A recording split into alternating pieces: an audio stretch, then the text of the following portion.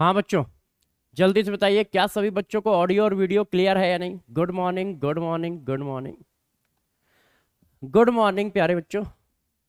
Very very good morning. सभी बच्चे ये बता दे ऑडियो और वीडियो क्लियर है या नहीं।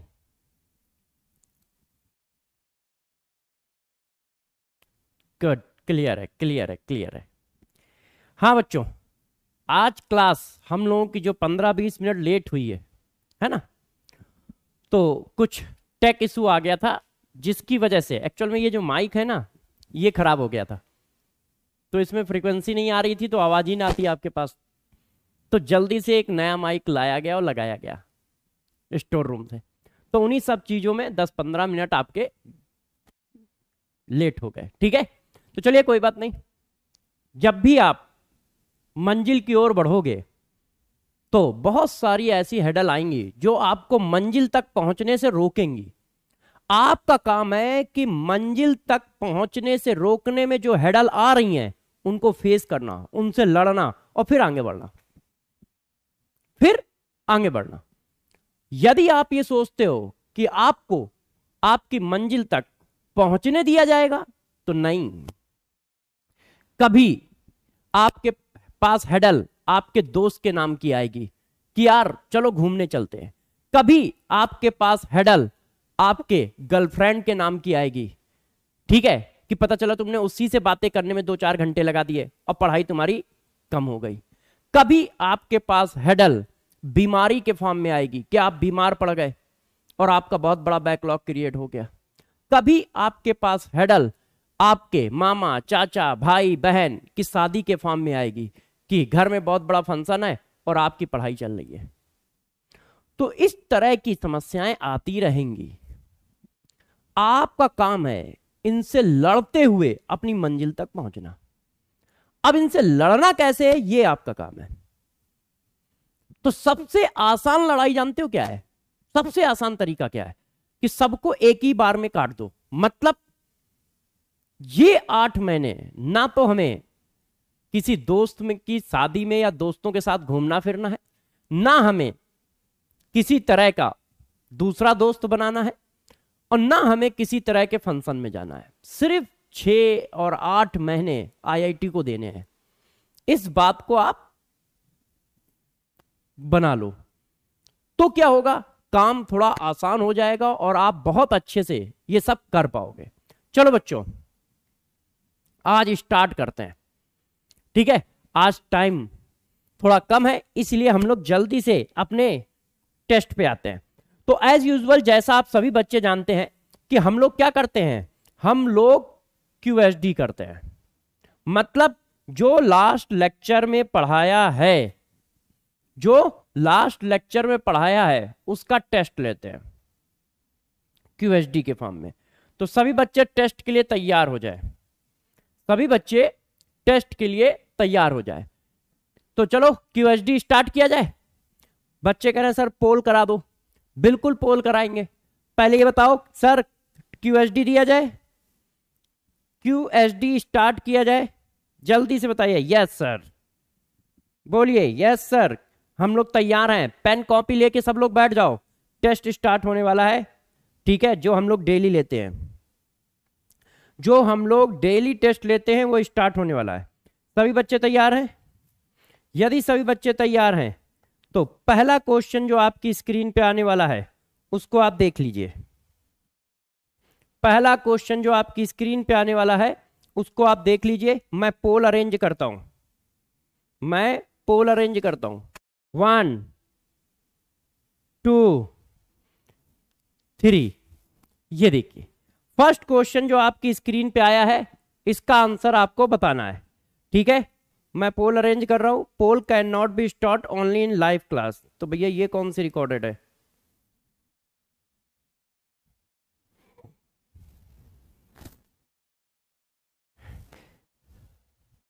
पोल अरेंज करते हैं बच्चों। Yes, very good. इसका आंसर हम लोगों को बताना है, सब लोगों को पोल में। पोल मैंने स्टार्ट कर दिया है, सभी बच्चे आंसर बताएं। पोल स्टार्ट कर दिया है, आपकी स्क्रीन पर आ गया होगा। आप उस पोल का आंसर दें कि आंसर ए है या बी है या सी है। पोल स्टार्ट हो चुका है, जल्दी से बताएं सभी लोग, जल्दी से बताएं इस क्वेश्चन का आंसर क्या होगा। 2 gram helium gas present in a container, select the correct option. चलिए अब रिजल्ट लाते हैं पोल का। तो रिजल्ट देखिए, 38.4% बच्चों ने सी कहा है, 25.9 बच्चों ने बी कहा है, 22.4 बच्चों ने ए कहा है और 13.3 बच्चों ने सी कहा है। शायद ये जो आंसर आ रहा है पोल में, ये शायद जोश की निशानी है। बच्चों ने बहुत अच्छे से ऑप्शन पढ़े नहीं, उन्होंने ये नहीं ध्यान दिया कि मैंने ऑप्शन में लिखा क्या है। गौर से देखो, हमारे पास गैस कौन सी है, हमारे पास गैस है हीलियम। कितनी गैस है? 2 ग्राम हीलियम गैस है। गौर से देखिएगा, यदि 2 ग्राम हीलियम गैस है तो इसके मोल कितने बने? मोल ऑफ हीलियम गैस, तो मोल ऑफ हीलियम गैस बने mass upon atomic mass, half mole. अब यार जरा बताओ, हाफ मोल गैस कितना वैल्यूम ऑक्युपाई करेगी? हाफ मोल गैस कितना वैल्यूम ऑक्युपाई करेगी? तो मेरे प्यारे निकम्मो बच्चों, आपको साफ साफ पढ़ाया है कि 1 mole gas 22.4 litre volume occupy करती है at STP. 1 mole gas 22.4 litre volume नहीं ऑक्युपाई करती है, 1 mole gas 22.4 litre volume STP पर अप्लाई करती है। 1 mole gas 22.4 litre volume STP पर अप्लाई करती है। और आप लोग क्या कर रहे हो? आप लोग इतनी बात याद रख रहे हो, 1 mole gas 22.4 litre, 1 mole gas 22.4 litre volume occupy करती है। गलत बात है। 1 mole gas 22.4 litre volume occupy करती है एसटीपी पर। यहां पे कहां एसटीपी लिखा है? तो तुमने इस आंसर को कैसे टिक कर दिया? आधा मोल गैस 1 मोल इतना ऑक्युपाई करेगा, तो आधा मोल कितना ऑक्युपाई करेगा? 11.2। मगर किस पर? एसटीपी पर। आपसे कहा है कि आप जेई के बच्चे हो, और जेई के बच्चे क्वेश्चन को आराम से करते हैं, मगर क्या है, जोश भरा पड़ा है बच्चों के अंदर। आंख बंद करके क्वेश्चन करना है, आंख बंद करके क्वेश्चन करना है? आंख बंद करके क्वेश्चन करना है।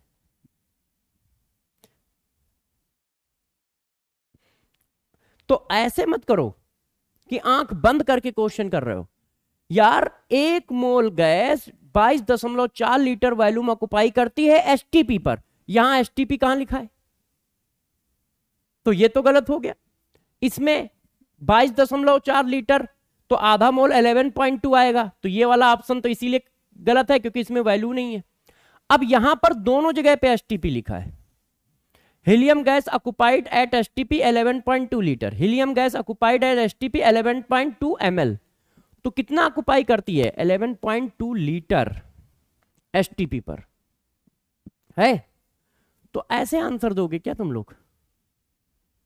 ऐसे तो फिर कैसे चलेगा? आराम से क्वेश्चन को पढ़ा करो। तुमसे किसने कहा है यार कि जल्दी आंसर देना है? हमें तो इस बात से बहुत टेंशन हो रही है कि तुमसे किसने बोला है कि तुम्हें सबसे पहले आंसर देना है। भैया सबसे पहले गलत आंसर देने से बहुत अच्छा है कि सबसे लास्ट में सही आंसर दिया जाए। एक बच्चा कह रहा सर 1 मिनट तो दो। हाँ 1 मिनट नहीं, मैं 2 मिनट दूंगा, हर क्वेश्चन में 2 मिनट दूंगा यार। अच्छा पोल ओल नहीं करेंगे, पोल नहीं आया तो मत करो, मैं भी नहीं करूंगा पोल ओल, है ना। पोल छोड़ो, आंसर सिर्फ डिस्कस करेंगे। तो सभी बच्चे इस बात को ध्यान दें, बहुत आराम से क्वेश्चन को पढ़ा करें। कोई बात नहीं, क्यूएसडी नंबर 1 आप लोगों ने ऐसा किया है, हम लोग दूसरा वाला क्यूएसडी देते हैं।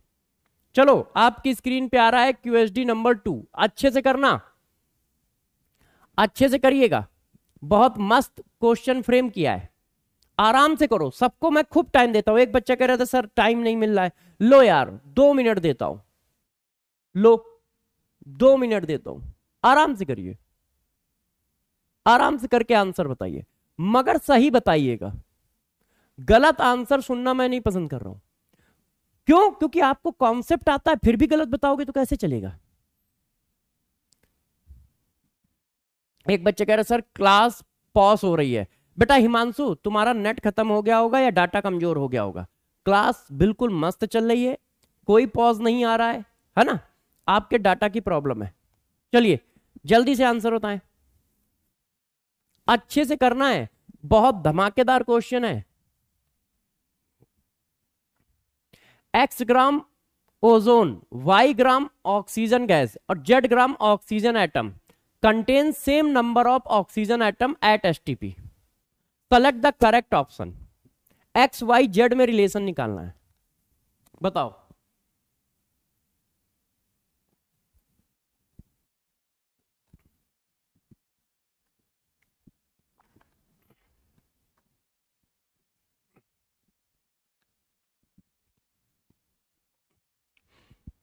बताइए बच्चों। हाँ, मोस्ट ऑफ द स्टूडेंट कह रहे हैं सर आंसर ऑल आईआईटी आएगा, all IIT all IIT all IIT. एक आध बच्चा बी भी बोल रहा है, चलो हम लोग चेक करते हैं। देखो वो कह रहा है कि तीनों में एटम सेम है। x ग्राम ओजोन में जितने एटम हैं उतने ही एटम y ग्राम ऑक्सीजन में है, उतने ही atom z gram oxygen atom में है। तो चलो जरा नंबर ऑफ एटम निकाले। तो नंबर ऑफ एटम निकालने का मैंने क्या रूल बताया था, गौर से देखो। Number of atom, number of total atom निकालना क्या बताया था, यहां की value 3 into number of mole, weight दिया है, weight upon molecular weight into Na। तो कितने एटम आए, ये एटम आए, देखो ये कट गया, ये देखो ऐसे एटम निकालना, ध्यान है ना। ये वैल्यू 3 इंटू नंबर ऑफ मोल, तो नंबर ऑफ मोल कैसे निकाले, wait upon molecular weight into Na। अब इसमें निकालो, यहां कितना लिखा है 2, नंबर ऑफ मोल तो wait upon molecular weight into Na। यहां पर भी कितना आया, ये। अब इसमें निकालो, यहां पे कितना लिखा है 1, number of mole into Na। बहुत अच्छा क्वेश्चन डिजाइन है ये। अब वो कह रहा है ये तीनों वैल्यू आपस में बराबर हैं। तो यार सभी बच्चे जानते हैं ये तो एक कांस्टेंट वैल्यू है, ये भी एक कांस्टेंट है, ये भी एक कांस्टेंट है, ये भी एक कांस्टेंट है, इनमें से तो कुछ चेंज नहीं कर सकते हो। अब यदि ये तीनों वैल्यू बराबर हैं आपस में, यदि ये तीनों वैल्यू आपस में बराबर है तो इसका मतलब x बराबर y बराबर z है, x बराबर y बराबर z है। बहुत सही, all IIT all IIT all IIT all IIT all IIT all IIT. देखो क्वेश्चन बहुत रद्दी है, मगर मैंने इसकी लैंग्वेज को थोड़ा सा घुमाया है। बस आईआईटी मेंस एडवांस में यही होता है, आपको टोटल नंबर ही तो निकालने थे, और टोटल नंबर तो हम लोग जाने कितने क्वेश्चनों में निकाले, मगर लैंग्वेज ऐसी बना दी थी कि कंफ्यूजन आ जाए कि करें कैसे। वो पूछ रहा था x gram ozone, y gram oxygen और z gram oxygen atom contains same number of oxygen atom at STP, select the correct option is. तो मैंने क्या किए, टोटल नंबर ऑफ एटम निकाल दिए, 3 into number of mole into Na, 2 into number of mole into Na, 1 into number of mole into Na। अब ये number of total atom आए और ये आपस में बराबर हैं, तो Na कट गया है ना, 16 16 कट गया, तो इसका मतलब x बराबर y बराबर z। Yes, very good very good. जिन बच्चों के दोनों क्वेश्चन सही हैं, वेरी गुड। और कितने बच्चे ऐसे हैं जिनका ये सेकंड नंबर वाला क्वेश्चन सही है, क्योंकि सेकंड नंबर वाला क्वेश्चन ना बड़ा धांसू है।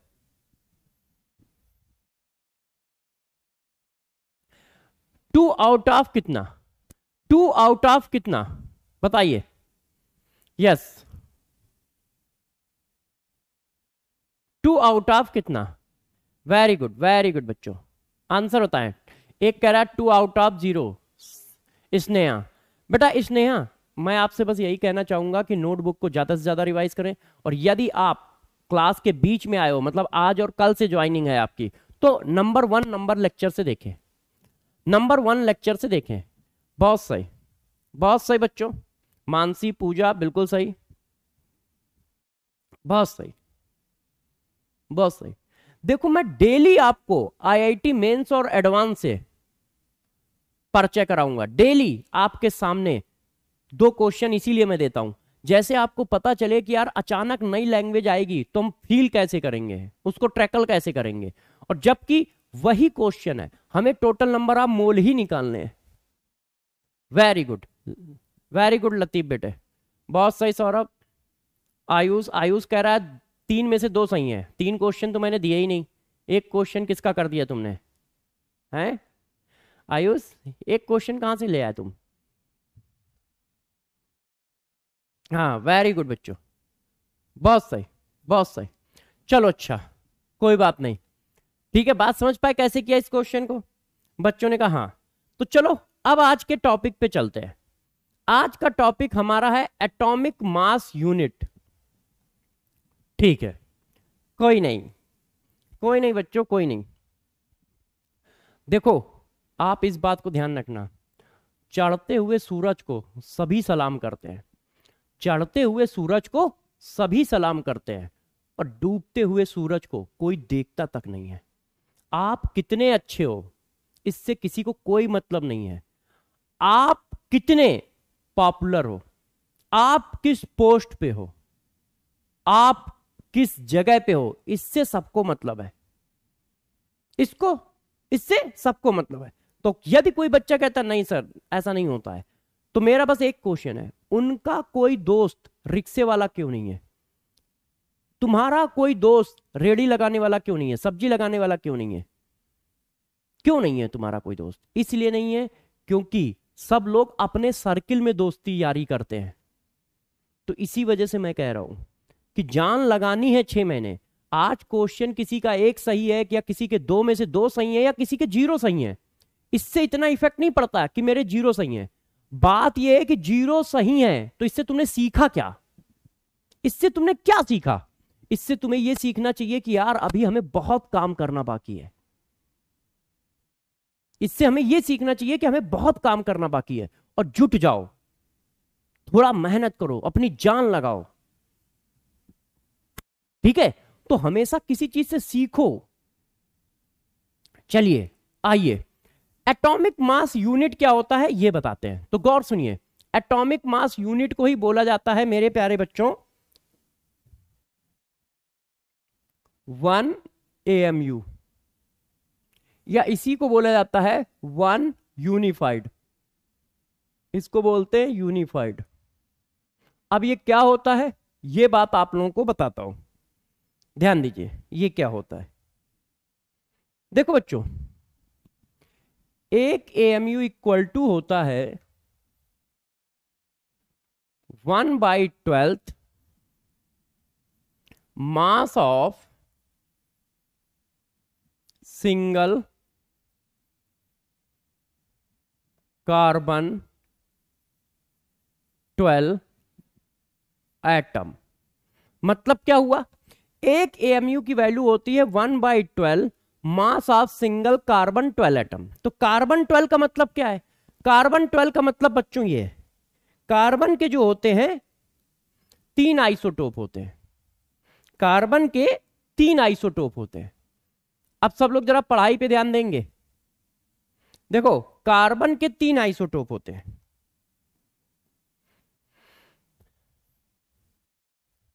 कार्बन के 3 आइसोटोप होते हैं, एक कार्बन 12, एक कार्बन 13, एक कार्बन 14, ऐसे। इसमें से ये जो आइसोटोप हैं ये रेडियो एक्टिव हैं,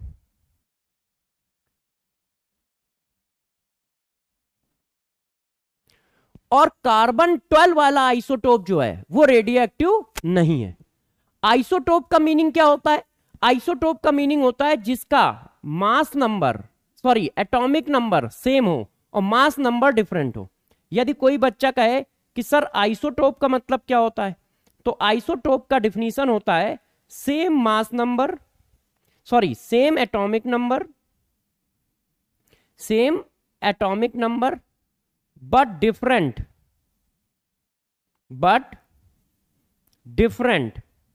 mass number। अब जरा चेक करो, इनके एटॉमिक नंबर सेम है और मास नंबर अलग अलग है, इसी वजह से ये एक दूसरे के आइसोटोप बोले जा रहे हैं। मोहम्मद हासिफ कह रहा वाई कार्बन। एक्चुअल में क्या हुआ, कार्बन की वैल्यू लेने से फ्रैक्शनल वैल्यू आने के चांसेस सबसे कम थे। जितना भी डाटा निकाला गया उसमें कार्बन को पुट करने से एटॉमिक मास, मॉलिक्यूलर मास की फ्रैक्शनल वैल्यू सबसे कम आ रही थी, इसी वजह से हम लोगों ने कार्बन को चुना है। तो जरा देखो यार, सबसे पहली बात, कार्बन के 3 आइसोटोप हैं, उसमें से हम ये वाला आइसोटोप लेते हैं। तो जरा देखो, एक एमयू की वैल्यू क्या है? एक एमयू की वैल्यू होती 1/12 into mass of single carbon 12 atom. तो किसी ने कहा कि मास ऑफ सिंगल कार्बन 12 एटम क्या होगा? ठीक है, एक एमयू की वैल्यू ये होती है। अब गौर से देखते जाइएगा, डरिएगा नहीं। एक एमयू की वैल्यू बच्चों ये आई। अब इस बात को मैं थोड़ा बढ़ाता हूं। क्या आपसे एक क्वेश्चन दिया, क्वेश्चन वाइज करेंगे, calculate mass of single carbon 12 atom. एक कार्बन 12 एटम का मास निकालना है, एक कार्बन 12 एटम का हम लोगों को मास निकालना है। तो देखो कैसे निकालोगे, गौर से देखिए। एक कार्बन 12 एटम का मास निकालना है। अच्छा, क्या हम में से सभी लोगों ने यह बात पढ़ रखी है कि 1 मोल का मास मॉलिक्यूलर मास के बराबर होता है? यह मैं पीछे पढ़ा चुका हूं, मॉलिक्यूलर मास इन ग्राम। 1 मोल में कितना मास होता है? मॉलिक्यूलर मास के बराबर होता है। 1 मोल में कितना मास होता है? मॉलिक्यूलर मास के बराबर मास होता है। और कोई बच्चा कहे कि सर ये कैसे हुआ कि 1 मोल में मॉलिक्यूलर मास के मास बराबर होता है? तो ये देखो, यदि किसी बच्चे को ये बात ना समझ में आए तो कोई दिक्कत की बात नहीं है, मैं निकाल देता हूं। ये देखो बच्चों, mass of substance divided by molecular weight, यही तो फार्मूला है। अच्छा, अब क्या आ गया? Mass of substance equal to कितना आ गया? चेक करो, वो आ गया मोल इंटू मॉलिक्यूलर वेट। अब मोल की वैल्यू 1 डालो, क्यों? 1 मोल का मास निकाल रहे हो ना। तो जरा देखो वैल्यू कितनी आई, मॉलिक्यूलर वेट के बराबर आई कि नहीं आई? तो 1 मोल का मास ऑलवेज मॉलिक्यूलर मास के बराबर होता है। 1 मोल का मास ऑलवेज मॉलिक्यूलर मास के बराबर होता है, या एटम है तो एटॉमिक मास के बराबर होता है। ये देखो, तो आपने क्या किया, ये देखिए, 1 मोल का मास मॉलिक्यूलर मास के बराबर है, और यहां क्या है? एटम, तो एटॉमिक मास के बराबर होगा। तो यार आपने लिखा कि 1 मोल कार्बन 12 एटम का मास कितना है? 12 ग्राम है, 12 ग्राम है। अच्छा, 1 मोल में कितने नंबर होते हैं? आवोगाड्रो नंबर होते हैं। क्यों? क्योंकि हमें एक एटम का मास निकालना है। Calculate mass of single atom, तो 1 मोल में इतने एटम होते हैं, तो इतने Avogadro number of carbon atom का मास इतना है। तो एक एटम का मास कितना हो गया मेरे दोस्त? तो बच्चों ने कहा एक कार्बन एटम का मास कितना हो गया? तो एक कार्बन एटम का मास आ गया, ये देखो, 12/Na, 12/Na ग्राम। चेक कर लो, ये देखिए, Na नीचे जाएगा, ऐसे ही तो लिखोगे। एक कार्बन एटम का मास कितना हो जाएगा? 12 अपॉन Na। सही है, वैसे अब इसको जाके यहां रख दो। अब दोस्त इसको जाके यहां रख दो।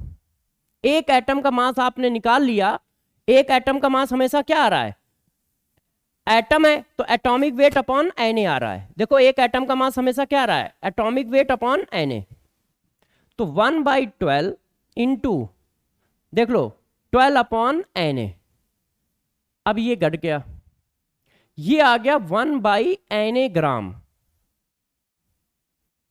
अब 1/Na ग्राम को यदि सॉल्व करोगे इस वैल्यू को, ये देखो, यदि कोई बच्चा इस वैल्यू को सॉल्व करेगा तो ये वैल्यू इतनी आएगी अप्रॉक्स।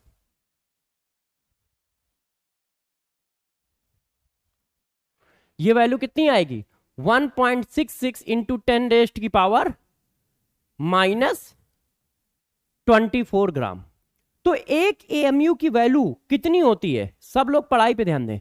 एक एएमयू की डिफिनीशन ये होती है और एक एएमयू की वैल्यू ये होती है 1/Na ग्राम। ये देखो, और जिसकी न्यूमेरिकल वैल्यू ये आएगी। तो ये याद रखना टफ है, ये याद रखा करो 1/Na ग्राम। एक एएमयू की वैल्यू इन ग्राम कितनी होती है, 1/Na ग्राम। ये देखिए, अब गौर से मेरी बात को सुनते जाइएगा। अब आप चेक करो कि एक एटम कार्बन का मास कितना आया है, 12/Na। देखो एक एटम कार्बन का मास कितना आया है, 12/Na। अब इस चीज को मैं ऐसे लिख लूं तो किसी बच्चे को बुरा तो नहीं लगेगा। इस बात को समझ गए। पहले ये देखो क्या लिखा हम लोगों ने, एक एएमयू इक्वल टू होता है 1/12 into mass of carbon single atom, और उसी को जब सॉल्व करेंगे तो वो आएगा 1/Na ग्राम। अच्छा, अब देखो गौर से देखिए बच्चों, अब हम आपको सीएचडी देने जा रहे हैं। अब हम आपको सीएचडी देने जा रहे हैं। सीएचडी नंबर बताओ बच्चों, सीएचडी नंबर बताइए आप लोग, तब तक मैं आपके लिए लिखता हूं। एक एएमयू या एक यूनिफाइड की वैल्यू है 1/Na ग्राम,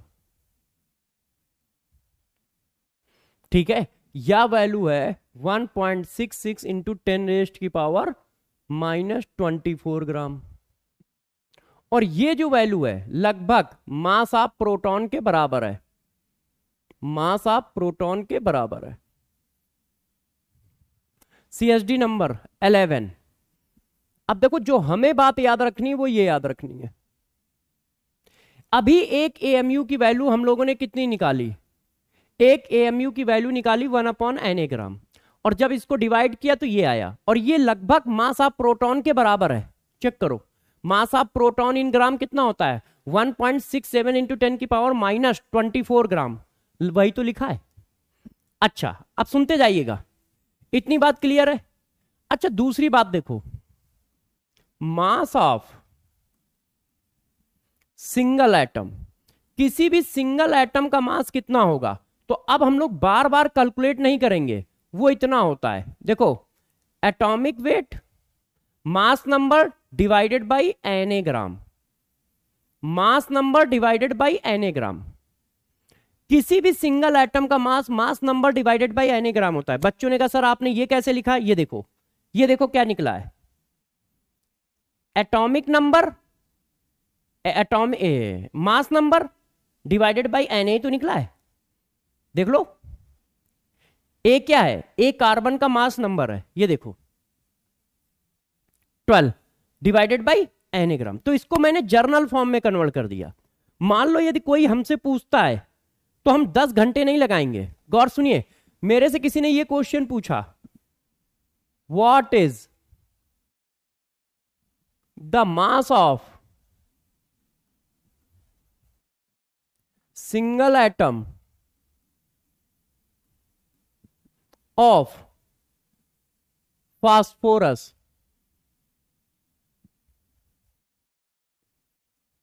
तो अब क्या लिखोगे, आप घंटों मत लगाओ इसमें कि बहुत परेशान हो रहे हो।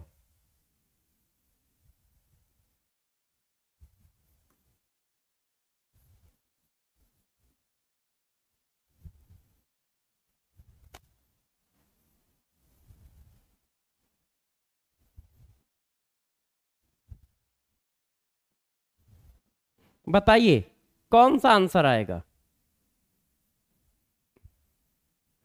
मास of single atom of phosphorus का आंसर बताओ कौन होगा, ऑप्शन बताइए, बताइए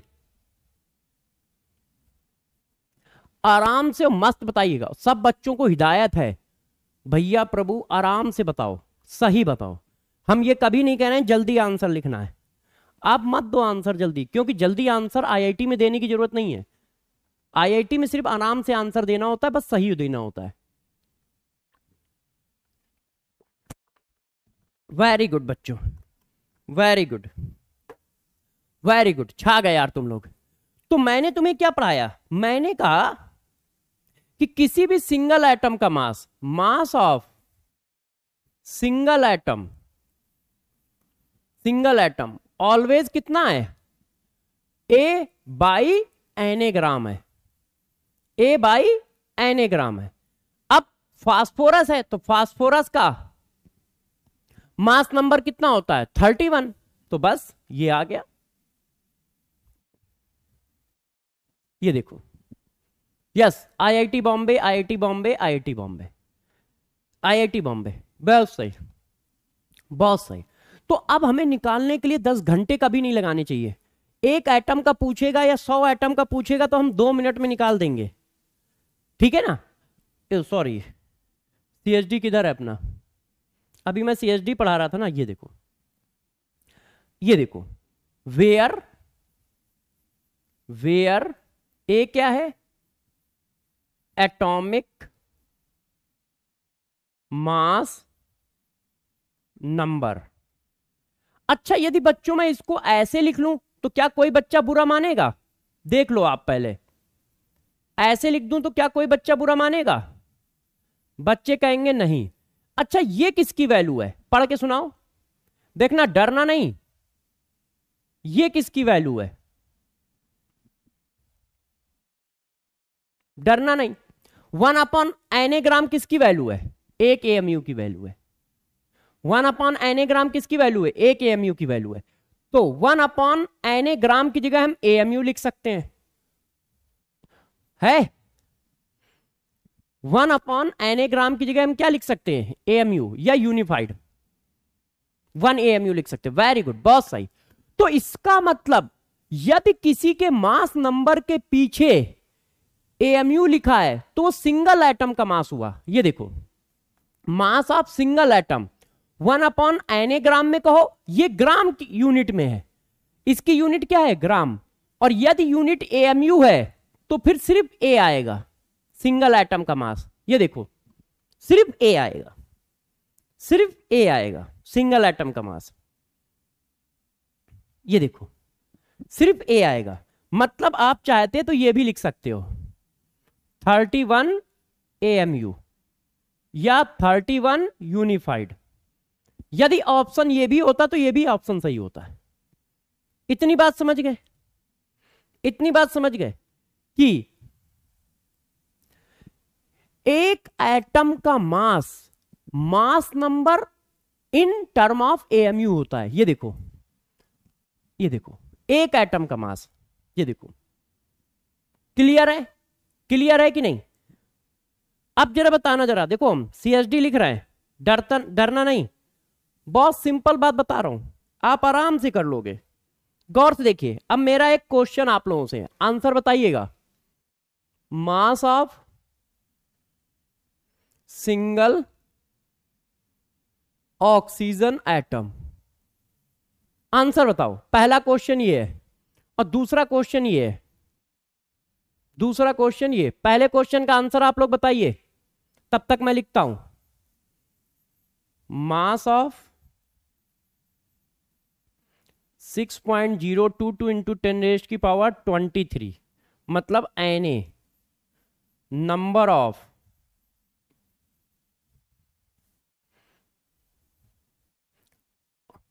6.022 इंटू 10⁻23 नंबर या 1 मोल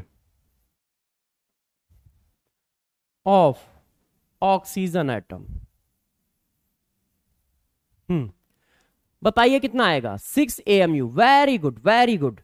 बच्चे कह रहे होंगे कि सर बहुत सही, 6 AMU या फिर 16/Na ग्राम, 16/Na ग्राम, है कि नहीं?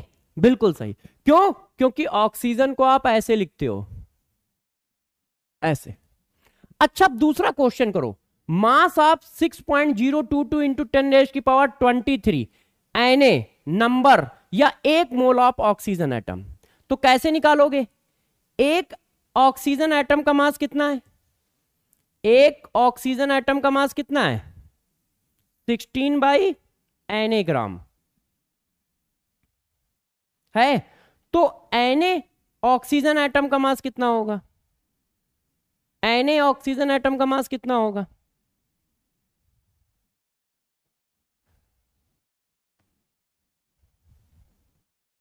Na कट गया, कितना होगा?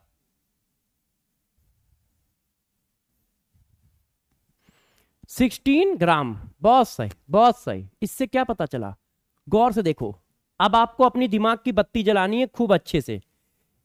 जब यूनिट AMU है तो वो एक एटम का मास है, और जब यूनिट ग्राम है तो वो दोस्त 1 मोल का मास है। Na एटम का मतलब क्या होता है? 1 मोल, 1 मोल का मास है। चेक करो, यदि पीछे AMU यूनिट लगी है तो 16 AMU एक एटम का मास है। ग्राम है तो 16/Na ग्राम होगा। और यदि मास नंबर के पीछे यूनिट ग्राम लगी है तो वो 1 मोल का मास होता है या Na एटम का मास होता है। इसी चीज को मैंने आपको CSD में लिख के दिया। देखिए, C point, mass of 1 mole of atom. 1 mole atom का मास क्या होगा? मास नंबर इन ग्राम। 1 मोल एटम का मास क्या होगा? मास नंबर इन ग्राम। और 1 एटम का मास कितना होगा? मास नंबर इन AMU। यूनिट देखो, 1 एटम का मास नंबर इन AMU, 1 मोल का मास नंबर इन ग्राम। और ये अभी पीछे प्रूफ भी किया है, मास नंबर इन ग्राम। अब जैसे देखना, मैं तुम्हें एक क्वेश्चन देता हूं, ठीक है? इसका आंसर आपको बताना है। इसका आंसर आपको बताना है बच्चों, सब लोगों को बताना है, और आराम से बताइए, कोई दिक्कत नहीं है, पूरा टाइम दूंगा, मगर बस सही बताना है। ये लो, आंसर बताओ। Select mass of 1 mole of sulphur atom. 32 AMU, 32 gram, none of this. बताइए कौन सा आंसर होगा?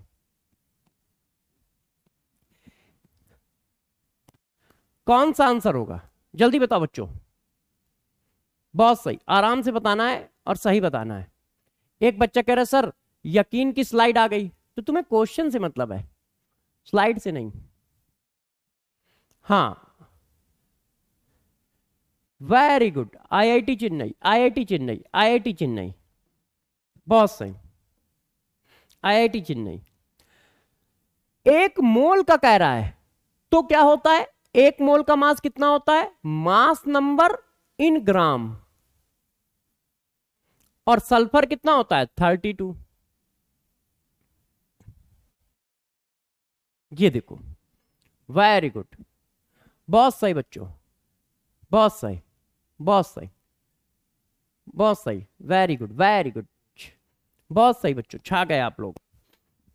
ठीक है, अब बच्चों ने कहा सर ये बात तो हम समझ गए, एक एटम का मास नंबर और तीनों में डिफरेंस क्या है। देखो, अब एक और बात बताता हूं, यदि कुछ ना लिखा हो पीछे तो क्या करोगे?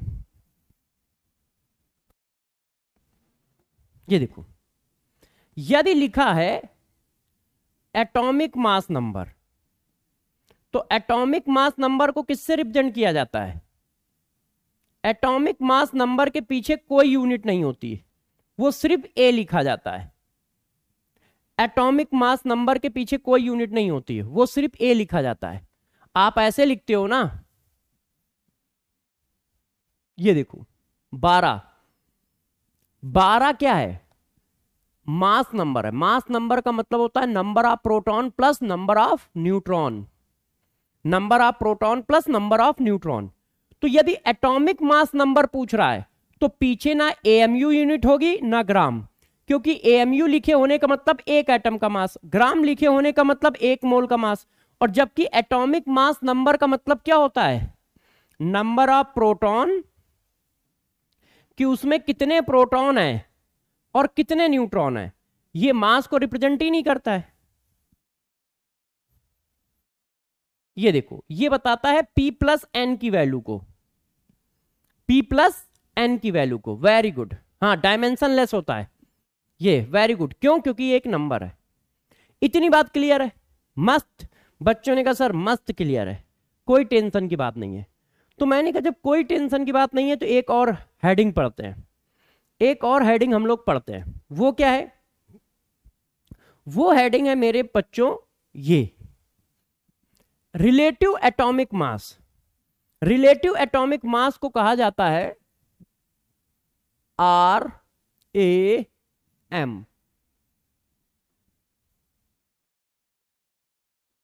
ये देखो, रिलेटिव एटॉमिक मास क्या होता है वो जरा चेक करो। सब लोग अच्छे से एक बार डिफिनीशन पढ़ो, फिर मैं बताऊंगा क्या होता है। रिलेटिव एटॉमिक मास का मतलब होता है कोई भी एटम एक एएमयू से कितने गुना भारी है। रिलेटिव एटॉमिक मास जो होता है वो कंपेयर होता है। जैसे, गौर सुनिए, जैसे ठीक है, एक बच्चा है जिसका मास 10 किलो है और मेरा मास 70 किलो है, तो मैं उससे कितने गुना भारी हूं? एक बच्चा है जिसका मास 10 किलो है और मेरा मास 70 किलो है, बताओ मैं उससे कितने गुना भारी हूं? बताओ जल्दी से, आंसर दो, आंसर दो। अच्छा, कलर विजिबल नहीं है, कोई बात नहीं, कोई बात नहीं, मैं चेंज कर देता हूं। आंसर दो बच्चों, आंसर दो, आंसर दीजिए आप लोग, आंसर दीजिए। एक बच्चा है जिसका मास 10 किलो है और मेरा मास 70 किलो है, तो मैं उससे कितने गुना भारी हूं? 7 times. Yes, very good, very good, 7 times. वही बात यहां हो रही है। यहां बस ये कहा जा रहा है कि जो एटम है वो एक एएमयू से कितने गुना भारी है, ये बताना है। कोई भी एटम एक एएमयू से कितने गुना भारी है। तो देखो ये डिफिनीशन आई, atomic mass of element can be defined as the number which indicate how many times the mass of one atom of the element is heavier in compared to 1/12 the part of mass of one carbon atom। 1/12 the parts of mass of one carbon atom को ही एक AMU कहते हैं। तो कोई भी atom एक AMU से कितने गुना भारी है उसको कहा जाता है रिलेटिव एटॉमिक मास, उसको कहा जाता है रिलेटिव एटॉमिक मास। तो रिलेटिव एटॉमिक मास क्या होता है ये देखो, relative atomic mass, mass of atom of the element divided by 1/12 mass of atom of the carbon 12। तो यार दोनों क्या हो गए, इसी को एक एएमयू बोलते हैं। तो ये देखो लिख गया। अब गौर से मेरी बात सुनिएगा, मैंने आपसे कहा कैलकुलेट,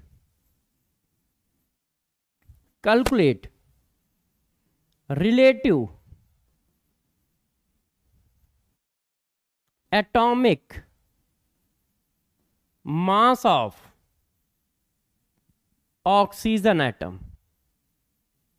तो क्या करोगे?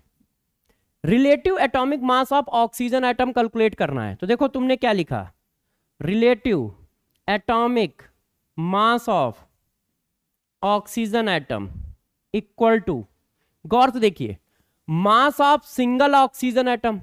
तो सिंगल ऑक्सीजन एटम का मास कितना होता है? 16 एएमयू। सिंगल एटम का मास कितना होता है? मास number in AMU 16 AMU divided by 1 AMU. AMU से एएमयू कट गया तो वैल्यू क्या आई? 16। ये देखो, तो ये क्या बता रहा है? ये बता रहा है ऑक्सीजन एटम 16 टाइम्स हैवियर है, ऑक्सीजन एटम 16 टाइम्स हैवियर है। किससे? हैवियर है, ये देखो वहां पर भी लिखा है हैवियर। अब हैवियर है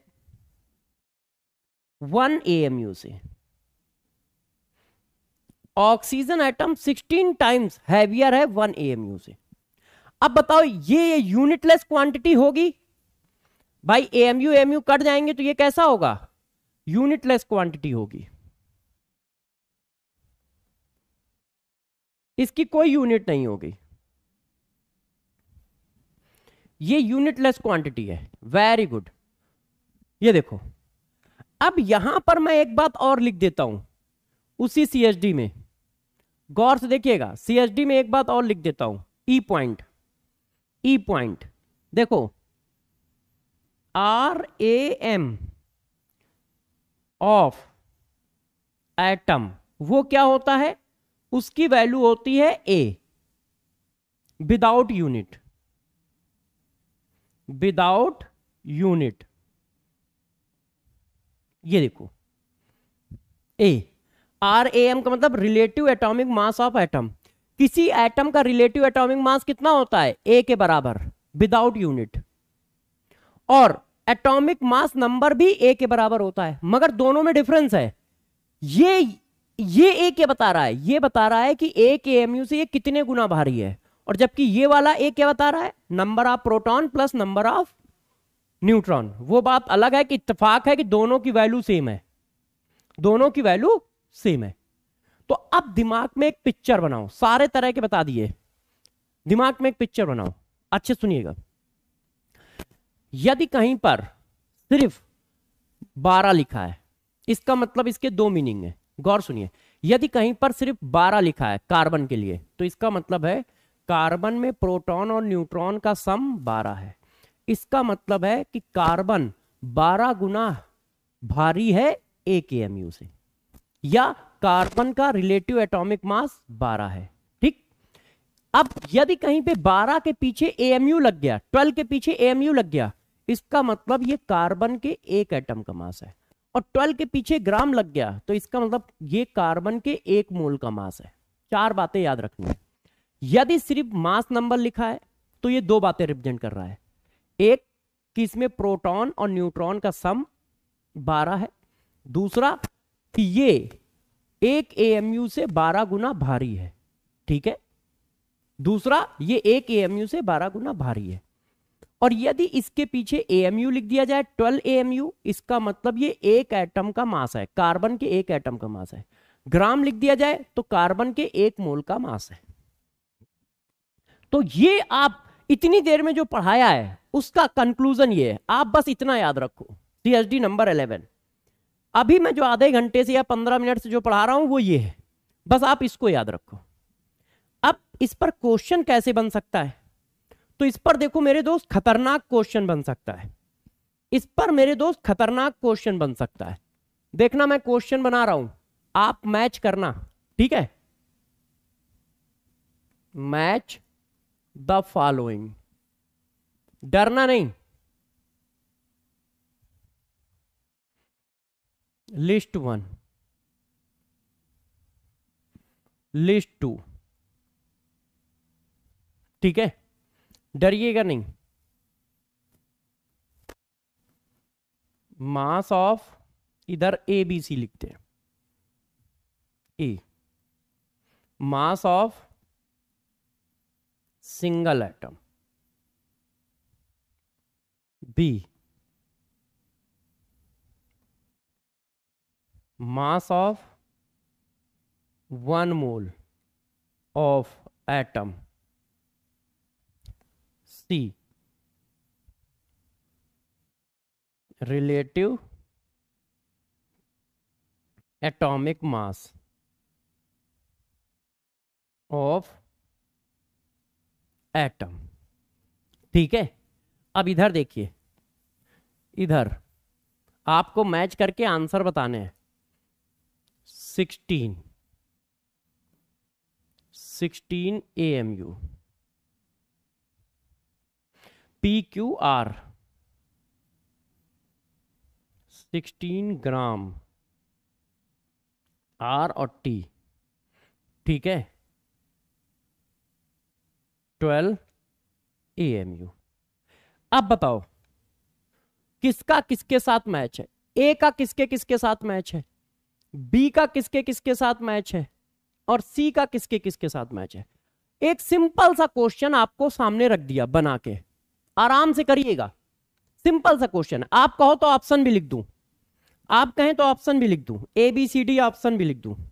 ये लो डी ऑप्शन, ऑप्शन लिख देता हूं, आप आंसर बताइएगा।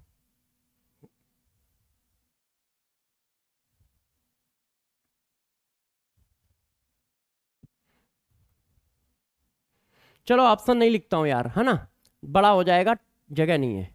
मैच करो, हाँ मैच करके बताओ, आराम से बताना, गलत नहीं होना चाहिए, नहीं समझ लेना। मैं बार बार आपसे बता रहा हूं, आप आराम से क्वेश्चन करो। मास नंबर के पीछे कुछ नहीं लिखा है तो वो या तो एटॉमिक मास नंबर बोला जाएगा या रिलेटिव एटॉमिक मास बोला जाएगा। मास नंबर के पीछे एएमयू लिखा है तो वो सिंगल एटम का मास है। मास नंबर के पीछे ग्राम लिखा है तो वो 1 मोल का मास है।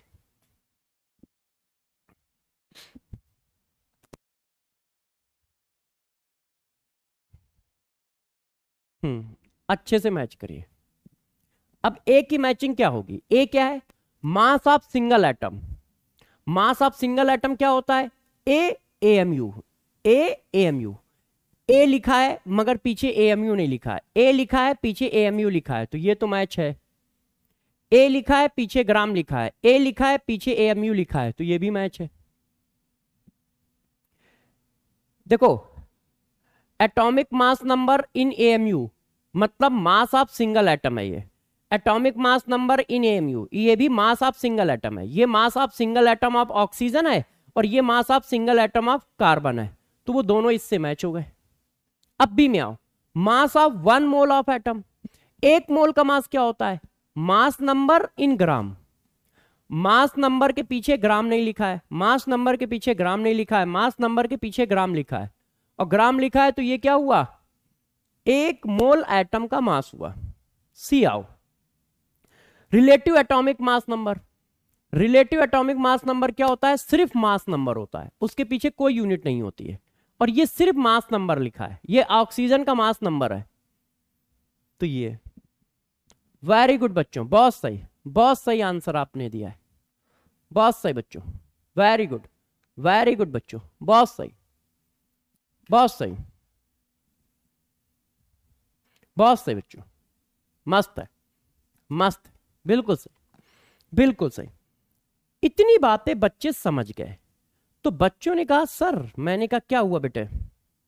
बच्चों ने कहा एक बात बताओ। मैंने कहा क्या? बच्चों ने कहा ये क्या चीज होती है?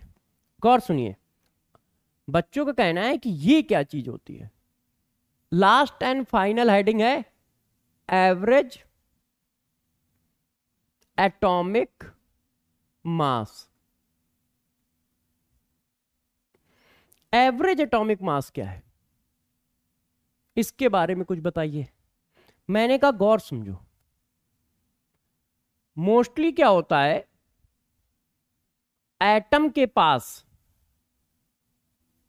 मोस्टली एटम के क्या होते हैं? आइसोटोप्स होते हैं। आइसोटोप्स, जितने भी एटम हैं सबके पास आइसोटोप हैं, एक दो को छोड़कर। जैसे लेड के पास आइसोटोप नहीं होता है, इनऑर्गेनिक में पढ़ोगे, तो एक दो को छोड़कर सबके पास आइसोटोप होते हैं। जैसे हम बात करें हाइड्रोजन की, तो हम सब जानते हैं कि हाइड्रोजन के पास 3 आइसोटोप है।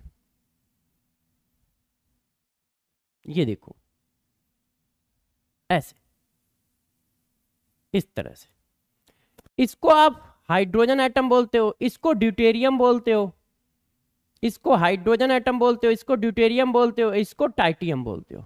ये देखो, अब ये 3 एटम है। अब इनमें से देखो, पहले वाले का मास नंबर कितना है? 1, दूसरे वाले का मास नंबर कितना है? 2, तीसरे वाले का मास नंबर कितना है? 3।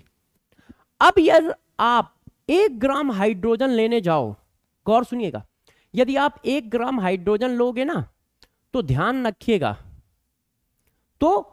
रखिएगा कि आपको आइसोटोप का मिक्सचर मिलेगा।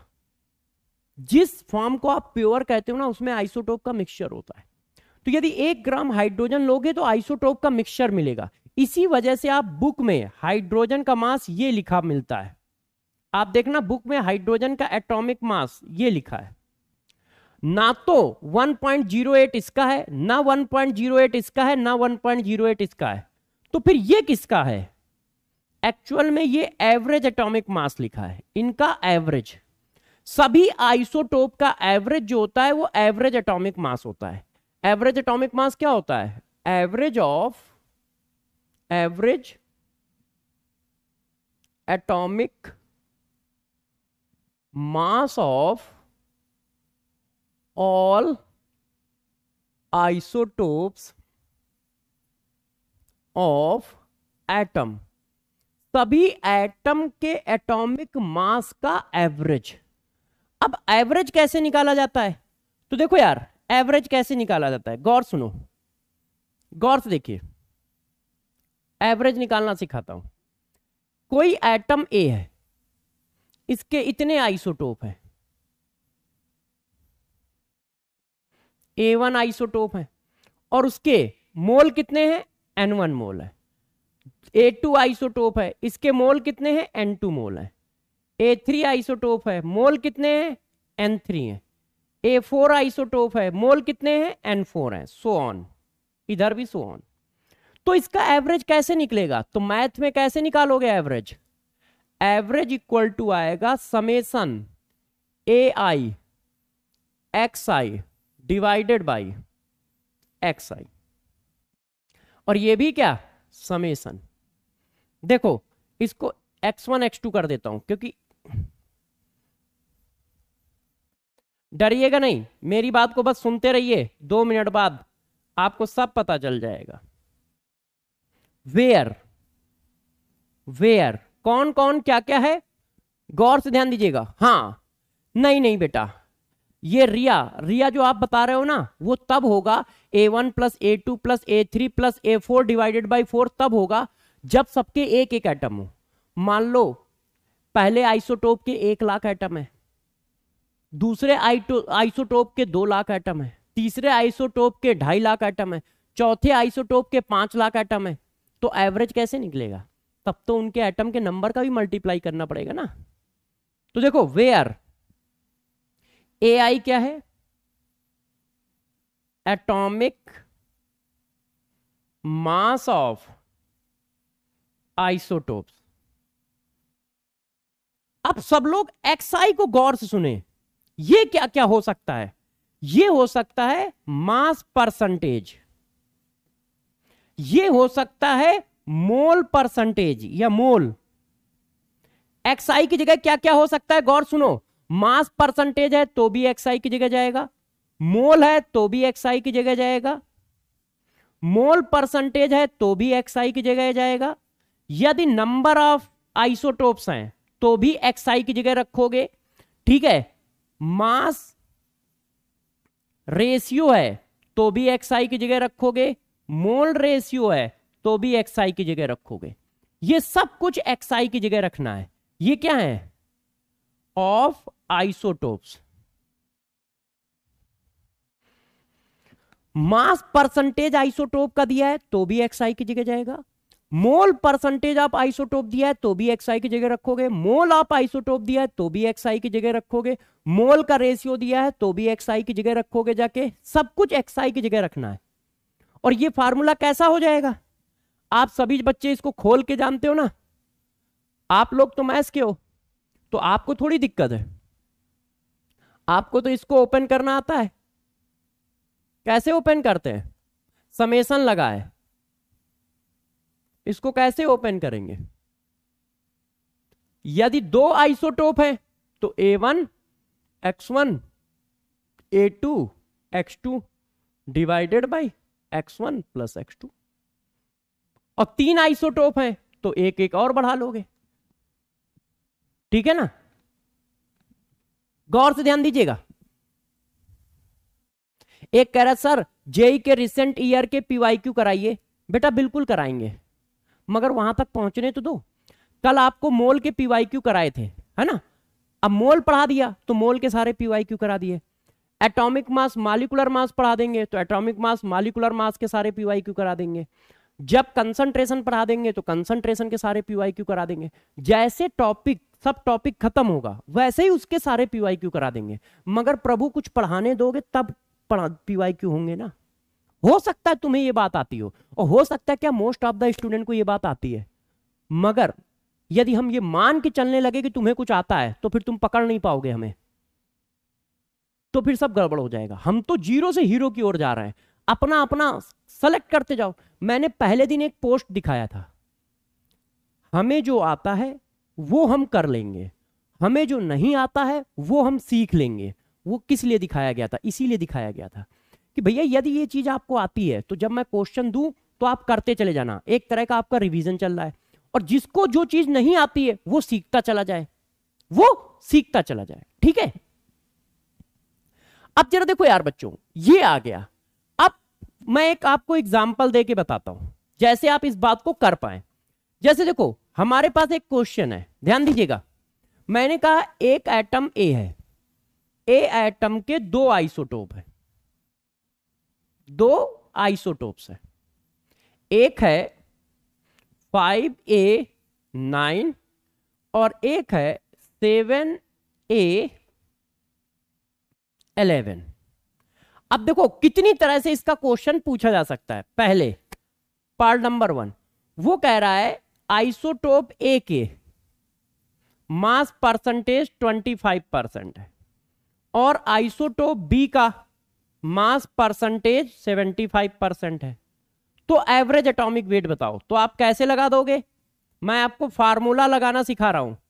एवरेज कैसे लगाओगे? देखो A1 x1 A2 x2, तो 9 into 25 11 into 75 divided by 25 plus 75, ऐसे होल्ड कर दोगे। अच्छा मान लो वो क्वेश्चन को थोड़ा घुमाए, वो कह दे इसके 3 मोल हैं और इस आइसोटोप के 5 मोल हैं, तो एवरेज एटॉमिक वेट बताओ। तो भी यही काम करोगे। अब क्या हो जाएगा, गौर सुनिए, अब क्या हो जाएगा? A1 x1 A2 x2 divided by x1 plus x2। अब ये हो गया, ऐसे करोगे। मान लो उसने क्वेश्चन को ऐसे कर दिया, सी पार्ट, ध्यान दीजिए, उसने कहा ये इस मोलर रेशियो में दिए हैं। एक मिनट, एक चीज गलत चल रही थी, किसी बच्चे ने बताया नहीं, हो सकता है बच्चों ने बताया हो, मैंने अभी पलट के देखा नहीं है। हाँ ये आइसोटोप है तो मास नंबर तो सेम करो, यहां मास नंबर अलग अलग चल रहा है। हाँ अब जरा देखो बच्चों, यदि मान लो इनका रेशियो गिवन हो तो, जैसे ये देखो मैंने कहा ये 1:2 मोलर रेशियो में है, ऐसे। तो देखो A1 x1 A2 x2, तो एवरेज कैसे निकाल दोगे? ऐसे निकाल दोगे, A1 x1 A2 x2 upon A1 plus A2। ये देखो ऐसे निकालना है, ऐसे निकालना है। बात समझ पा रहे हो कैसे निकालना है? बच्चों ने कहा हाँ सर हम समझ गए। मैंने कहा चलो अब आपको थोड़ा ज्ञान की बातें देता हूं, अब आपको नॉलेज की बात देता हूं, मतलब CSD देता हूं, और फिर इसके बाद क्वेश्चन में आ जाऊंगा। अब तैयारी कर लो बच्चों, क्वेश्चन स्टार्ट होने वाले हैं। बस CSD नंबर बताओ, CSD नंबर बता दो। CSD नंबर आई थिंक 12 होगा, क्योंकि अभी मैंने शायद 11 लिखाया था। तो देखो एवरेज एटॉमिक मास का फार्मूला हुआ ये जो हम लोगों ने पढ़ाया,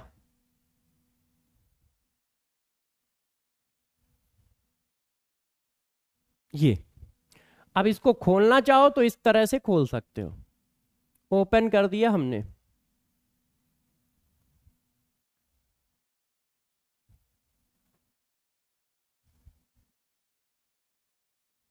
ऐसे 12। Very good very good. अब बी पार्ट गौर समझ। अब यहां मैं जो बात समझा रहा हूं उसको गौर समझिएगा। देखो आइसोटोप के बहुत सारे मास होते हैं, आइसोटोप के बहुत सारे मास होते हैं। एवरेज क्या आएगा? अब मैं आपको क्वेश्चन करता जा रहा हूं, समझाता जा रहा हूं, गौर समझिए।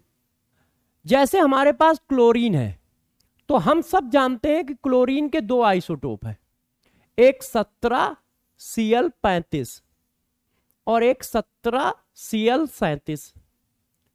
अब गौर सुनिए, छोटा आइसोटोप कौन है?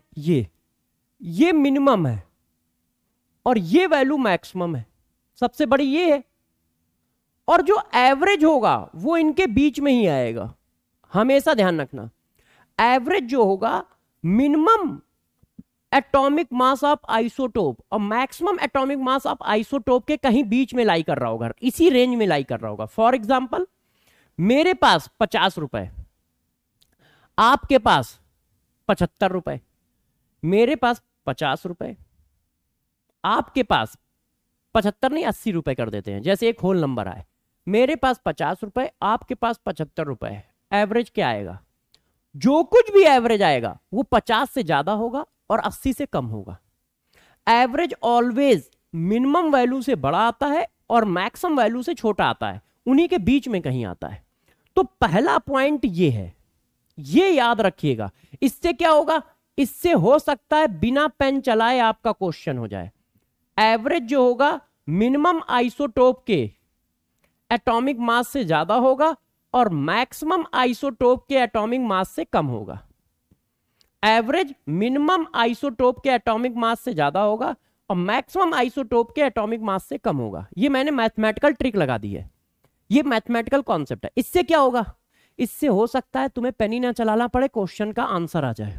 फॉर एग्जाम्पल हो सकता है तुम्हें पेन ना चलाना पड़े और क्वेश्चन का आंसर आ जाए, बिल्कुल पॉसिबल है। हो सकता है आपको पेन ना चलाना पड़े और क्वेश्चन का आंसर आ जाए, क्वेश्चन का आंसर आ जाए। देखो मैं करके बताता हूं, इस क्वेश्चन का आंसर बताओ, इस क्वेश्चन का आंसर बताओ, अच्छे से बताना है। इस क्वेश्चन का आंसर आपको अच्छे से इस क्वेश्चन का आंसर बताना है। देखो element A have two isotope, A1 20, A2 30। Calculate average atomic mass of A if A1 10% है और A2 90% है। अब देखो दिमाग कैसे यूज करना है, दिमाग अच्छा नहीं, एक मिनट बच्चों, एक मिनट, ये वाला क्वेश्चन नहीं, आप ये वाला क्वेश्चन बताओ। एक मिनट वो मत करना बच्चों, वो मत करना आप लोग, हाँ अभी रुक जाओ। अभी जो पढ़ाया उसके हिसाब से ये क्वेश्चन बताओ, वो वाला ना बताओ बेटा, वो आप कर लोगे मुझे पता है, मगर उसके लिए अभी कॉन्सेप्ट बताना बाकी है। आप इसको करो। बोरान है टू स्टेबल आइसोटोप 10 और 11। Calculate average atomic mass of boron. अब देखो बोरान का जो एटॉमिक मास होगा उसकी छोटी वैल्यू क्या है? 10। बड़ी वैल्यू क्या है? 11। इसका मतलब एवरेज इन्हीं के बीच में आएगा। एवरेज जो होगा वो 10 और 11 के बीच में आएगा। तो ये वाला आंसर तो हो ही नहीं सकता है। क्यों? 11 से बड़ा आ ही नहीं सकता है, ना 11 के बराबर आ सकता है, ना छोटे वाली वैल्यू के बराबर आ सकता है और ना छोटी वाली वैल्यू के छोटा आ सकता है। तो ये और ये गलत हो गए, ये और ये दो पॉसिबल ही नहीं है। बात समझ रहे हो? इससे क्या होगा? आपको बिना क्वेश्चन करे आंसर मिलेगा। पहले बात समझ पाए? अभी करिए नहीं यार प्लीज, पहले मेरे कॉन्सेप्ट सुन लो फिर करना, तो तुम्हें क्या होगा? बिना पेन चलाए आंसर आ जाएगा। आप एक बार रुक जाओ, बस मुझे दो कॉन्सेप्ट पढ़ा लेने दो। ये बात समझे? अब एक और बात बता देता हूं, इसके बाद आप क्वेश्चन करिए। सी पॉइंट गौर सुनिएगा। एवरेज एटॉमिक वेट ऑलवेज ज्यादा परसेंटेज वाले के पास होता है। अब ये दूसरा पॉइंट जरा गौर समझो। जिसका परसेंटेज ज्यादा होगा एवरेज उसी के पास में आएगा, जिसका परसेंटेज ज्यादा होगा एवरेज उसी के पास में आएगा। एवरेज एटॉमिक वेट ऑलवेज ज्यादा परसेंटेज वाले के पास होता है, मतलब पास में आता है, उसकी वैल्यू जो होगी ज्यादा परसेंटेज वाले के पास में होगी। फॉर एग्जाम्पल, अब गौर से देखिए, हमको बोरान वाला क्वेश्चन करना ही नहीं है, बच्चे करते हैं, हम क्यों करेंगे, हम उनसे भी स्मार्ट हैं, हम लोग क्या है, थोड़ा टैलेंटेड लोग हैं। गौर समझिए, हम लोग आईआईटी कर रहे हैं, और जब आईआईटी कर रहे हैं तो आईआईटी करो ना अच्छे से। इसका परसेंटेज कितना है 81, इसका मतलब एवरेज 11 के आसपास आएगा, 10 के आसपास नहीं आएगा। दूसरा जो कॉन्सेप्ट पढ़ाया उसका मतलब समझो, दूसरा जो कॉन्सेप्ट पढ़ाया उसका मतलब समझे क्या है, एवरेज उसके पास में आएगा जिसका परसेंटेज ज्यादा हो। अब देखो 11 वाले आइसोटोप का परसेंटेज कितना है 81, 11 वाले आइसोटोप का परसेंटेज कितना है 81, और 10 वाले आइसोटोप का परसेंटेज कितना है 19। इसका मतलब एवरेज इसके पास आएगा। अब ये वैल्यू देखो किसके पास लिखी है, 10.2 इसके पास की वैल्यू है, और 10.8 11 के पास की वैल्यू है। इसका मतलब आंसर ये होगा, ये भी आंसर नहीं होगा। क्या मैंने फार्मूला लगाया? नहीं। थोड़ा सा मैथ्स लगाओ, भगवान ने तुम्हें मैथ्स पढ़ाई है, आईआईटी के बच्चे हो यार, आईआईटी के बच्चे हो तो मैथ्स जो पढ़ाई जा रही है उसका यूज करना भी सीखो। बच्चे मैथ्स पढ़ रहे हैं तो केमिस्ट्री में उसका यूज नहीं करेंगे मैथ्स का, क्यों? क्योंकि वो तो मैथ्स है, वो केमिस्ट्री में क्यों यूज करें? केमिस्ट्री पढ़ रहे हैं तो केमिस्ट्री का यूज फिजिक्स में नहीं करेंगे, क्यों? वो तो फिजिक्स है। ऐसा नहीं होता है, थोड़ा दिमाग की बत्ती जलाओ। बात समझ गए? तो सबसे पहले आप क्या किया करो, किसी भी क्वेश्चन में ये 2 पॉइंट लगाया करो। अबे सीएचडी किधर गए भाई हम लोगों के, ये सबसे पहले ये 2 पॉइंट लगाओ। जब ये 2 पॉइंट ना फिट बैठे हैं तब ये फार्मूला लगा देना। सबसे पहले ये 2 पॉइंट लगाओ, यदि ये 2 पॉइंट ना फिट बैठे हैं तब ये फार्मूला लगा देना। बात समझ पाए? सबसे पहले ये वाले 2 पॉइंट लगाना कि एवरेज मिनिमम आइसोटोप और मैक्सिमम आइसोटोप के कहीं बीच में आ रहा होगा, फिर उसके पास में आएगा जिसका परसेंटेज ज्यादा हो। ये 2 जब ना होल्ड हो तब ये फार्मूला लगा के आंसर निकाल लेंगे। बच्चों ने कहा ठीक है सर, अब आपने पढ़ा दिया, अब क्वेश्चन दो। मैंने कहा लो अब क्वेश्चन लो, सॉरी ये क्वेश्चन तो करा चुका हूं, ये क्वेश्चन तो करा चुका हूं, अब ये क्वेश्चन करो, आंसर बताओ। सारे बच्चे आंसर बताएंगे, आंसर बताइए, आपको खूब टाइम दे रहा हूं, आंसर बताओ। आपको देता हूं आराम से टाइम, जितना टाइम चाहिए ले लो। एलिमेंट ए के 2 आइसोटोप है, एलिमेंट ए के 2 आइसोटोप है, आराम से बताइए दिमाग लगा के। तो पहला कॉन्सेप्ट हुआ कि जो एवरेज आएगा वो 20 और 30 के बीच में आएगा, ना तो 20 आएगा ना 20 से छोटा आएगा, ना 30 आएगा ना 30 से बड़ा आएगा। तो यार ये 20 से छोटा है, ये पॉसिबल नहीं है, ये 30 से बड़ा है, ये पॉसिबल नहीं है, और 20 भी नहीं हो सकता है, उसके बीच में कहीं आता है, ये भी पॉसिबल नहीं है। तो बस यही पॉसिबल है, इसमें सॉल्व करने की जरूरत थोड़ी ना है, दिमाग की बत्ती लगा चलाने की जरूरत है, दिमाग की बत्ती जलाने की जरूरत है। एक बोतल तो गई अपनी, एक बोतल पानी हमने तो खत्म कर लिया। चलो आ जाओ, वेरी गुड, बहुत सही, बहुत सही बच्चों, बहुत सही, बहुत सही यार, मस्त मस्त बातें बताते हो, बिल्कुल सही, बिल्कुल सही, छा गए हो, छा गए, बहुत सही, बहुत सही बच्चों, बहुत सही। चलो इसी बात पे देखो, इसी बात पे अब हम लोग इस क्वेश्चन को करते हैं। आंसर बताओ, आंसर बताओ, बहुत सही, आंसर बताइए, जल्दी से आंसर बताइए, बहुत सही।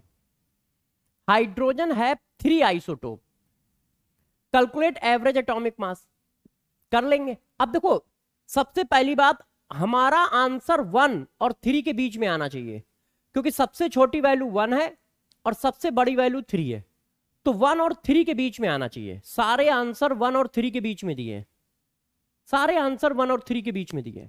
अब एवरेज जो है इसके पास में आना चाहिए, क्योंकि ये 99% है, एवरेज इसके पास में आना चाहिए। तो ये तो 2 के पास में है, इसके पास में है, गलत है। ये वाला इसके पास में है, गलत है। और ये वाला भी इसके पास में है, गलत है। तो यही आंसर होगा, यही। वेरी गुड, बहुत सही बच्चों, बहुत सही, यही आंसर होगा। वेरी गुड, छा गए यार तुम लोग। अब थोड़ा फंसाते हैं, अब थोड़ा फंसाते भी हैं। हाँ वेरी गुड, छा गए बच्चों, बहुत सही। अब इसको करो। Element x have the following isotope composition. Element x के 3 आइसोटोप हैं, एक ये आइसोटोप है, इसका 90% है। एक ये आइसोटोप है, इसका 8% है। और एक ये आइसोटोप है, इसका ये। इसका मतलब एवरेज जो है 199 और 202 के बीच में आएगा। एवरेज जो है 199 और 202 के बीच में आएगा। अब 199 से छोटा कोई है नहीं है, मगर ओह सॉरी, पेन ले ले। ये आंसर नहीं हो सकता, क्योंकि 199 से बड़ा आएगा और ये 199 लिखा है, इसलिए ये आंसर नहीं हो सकता। 202 से छोटा आएगा, इसलिए ये आंसर नहीं हो सकता। अब इसका मतलब किसी बच्चे को तुक्का भी मारना है ना, तो एक आंसर ये है, एक आंसर ये है। अब आंसर किसके पास आएगा? इसके पास में आएगा। अब यार इसके पास में आंसर ये है, अब इन दोनों को सॉल्व करना पड़ेगा। वैसे मेरे हिसाब से आंसर यही वाला आएगा, है ना, मगर आप सॉल्व करोगे क्यों? क्योंकि ये 8% है, ये 2% है, तो लगभग यही आंसर आ रहा होगा। आप चाहो तो टिक कर सकते हो, मगर मेरे हिसाब से ऐसे क्वेश्चन को सॉल्व कर लेना चाहिए। क्यों? क्योंकि 4 नंबर हमें चाहिए, तो हम क्यों बर्बाद करें अपने 4 नंबर। चाहो तो सॉल्व कर लो, नहीं तो आंसर लगा दो, फिर भी आ जाएगा। अब देखो 200 इंटू 90, 199 इंटू 8 और 202 इंटू 2 डिवाइडेड बाई 90, 8 और 2। अब यार इसको कोई सॉल्व करे, तो सॉल्व करने के लिए हथियार निकालते हैं। ये आया हथियार। अब चलाओ 200 इंटू 90 प्लस 199 इंटू 8, ठीक है, प्लस 202 इंटू 2 डिवाइडेड बाई 100, तो आ रहा है 199.99, तो अप्रोक्सीमेट 200 आ रहा है। ये देखो, बहुत सही बच्चों, आप लोग ज्यादा टैलेंटेड थे, आप लोगों ने मेरे से पहले बता दिया। मुझे थोड़ा सा कैलकुलेशन करना पड़ा, चलो कोई बात नहीं। बच्चों ने कहा सर और एक क्वेश्चन दे दो, मैंने कहा दे देते हैं। ऐसी क्या बात है भाई, बच्चे कह रहे हैं तो देना पड़ेगा, है कि नहीं? तो जरा देखते हैं, ये क्वेश्चन लो, ये क्वेश्चन करो। आ जाओ बच्चों। If an element Z exist in 2 isotope Z50, Z52, the average atomic mass of Z is 51.7, calculate the abundance of the each isotope. अब गौर समझो, वो कह रहा है Z के 2 आइसोटोप है, Z50, Z52, एवरेज दिया है 51.7। अब यहां से तुम्हें पकड़ लेना चाहिए एवरेज किसके पास में है, एवरेज इसके पास में है, इसका मतलब इसका परसेंटेज ज्यादा होगा। एवरेज इसके पास में है तो इसका परसेंटेज ज्यादा होगा। तो ये वाला तो गलत हो गया, इसमें 50 वाले का परसेंटेज ज्यादा है, ये भी गलत हो गया, 50 का परसेंटेज ज्यादा है। अब इन दोनों में से कोई एक आंसर होगा, है, इन दोनों में से कोई एक आंसर होगा। अब चाहो तो सॉल्व कर लो और चाहो तो गोटी खेल लो, है कि नहीं? चाहो तो सॉल्व कर लो और चाहो तो गोटी खेल लो, है ना, उड़ानछू खेल लो, चिड़िया उड़ चिड़िया उड़ चिड़िया उड़, खेल लो, है, मक्कारी मत करना, सॉल्व कर लो, ठीक है? सॉल्व करके देखो, वैसे मुझे पता यही आएगा। क्यों? क्योंकि यहाँ 7 लिखा है, तो 7 लिखा है तो आई थिंक यही आएगा जैसे बच्चे कह रहे हैं, मगर हम लोग कर लेते हैं। 50 into 15, 52 into 85 divided by 15 plus 85। समझ गए ना? A1 x1 A2 x2 divided by x1 x2। तो 15 75। अब 52 इंटू 85 कहाँ है? इधर आओ यार जल्दी से, है ना? 52 इंटू 85 प्लस 750 डिवाइडेड बाई, हाँ यही आंसर आ रहा है, यही आंसर आ रहा है जो आप लोगों ने दिया है, जो सारे बच्चों ने बताया यही आ रहा है। हम ही को, ये लो आंसर आ गया है। वेरी गुड वेरी गुड, बहुत सही बच्चों, बहुत सही। बच्चों ने कहा सर कुछ तड़क भड़क करो, मैंने कहा कर देते हैं। लो भाई थोड़ा सा क्वेश्चन को चेंज कर देते हैं। इस क्वेश्चन को करिए, मैं इस जगह पे एक वैल्यू लिख दूं, हो सकता है बच्चों को वैल्यू दिख ना रही हो, छपने में थोड़ी दिक्कत हो गई थी तो मैं छाप देता हूं। ये यहां पे 79 लिखा है। 79 mole percentage 24 mg, remaining 21 mole percentage of 25 mg 26 mg। Calculate mole percentage of 26 mg। वो जानते, समझ पाए ना क्या कह रहा है? वो कह रहा है mg के 3 आइसोटोप है, mg के 3 आइसोटोप है। एक है mg24, एक है mg25 और एक है mg26। इसका परसेंटेज है 69 मोल परसेंट और इन दोनों का टोटल परसेंटेज है 21%।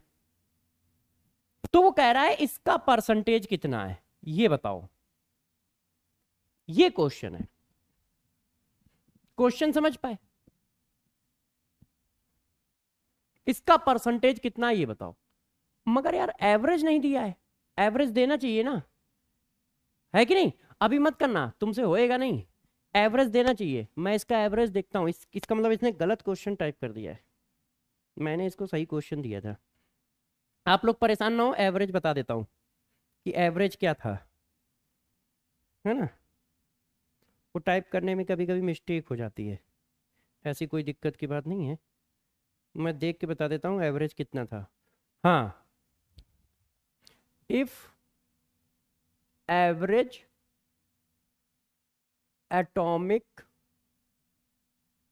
Mass of mg is 24.31 AMU। Average ये है। अब देखो बच्चों, क्या इस क्वेश्चन में हम लोगों का कोई कॉन्सेप्ट लग सकता है? एवरेज किसके पास में है? एवरेज 24 के पास में है, तो 24 का परसेंटेज भी सबसे ज्यादा है।